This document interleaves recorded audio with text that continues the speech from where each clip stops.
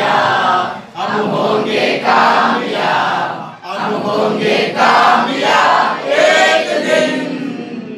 पूरा है विश्वास, मन में है विश्वास, हम होंगे कामयाब एक दिन। దాన్ని చెప్పండి దాన్ని అంటే మనము తప్పకుండా ఒక రోజు కామయాబ్ అంటే ఏమిటి పాస్ అవుతాం, కృతజ్ఞులు అవుతాం అంటే అది పూర్తిగా మనకు విశ్వాసం అనేది ఉంది. ఏక్ దిన్ పూరా కామయాబ్ హోంగే. కామయాబ్ అంటే ఏమిటి? పాస్ కావడము లేక మన పనిని విజయం సాధించడం. हमारे मन में पूरा विश्वास है, మన యొక్క మనసులో పూర్తిగా విశ్వాసం ఉంది. होंगे कामयाब, होंगे कामयाब, होंगे कामयाब एक दिन. ఏదో ఒక రోజు తప్పకుండా సాధిస్తాను.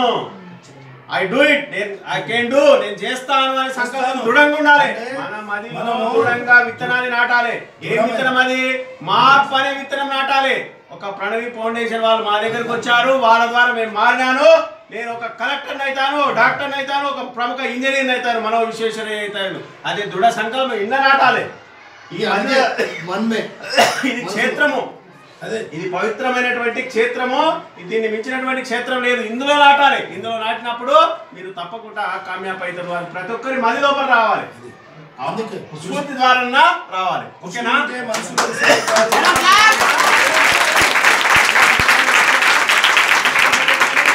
తప్పకుండా చేస్తాం సార్. మీ సంకల్పాన్ని మేము దృఢ సంకల్పంతో నెరవేర్స్తామని చెప్పండి. చెప్పండి.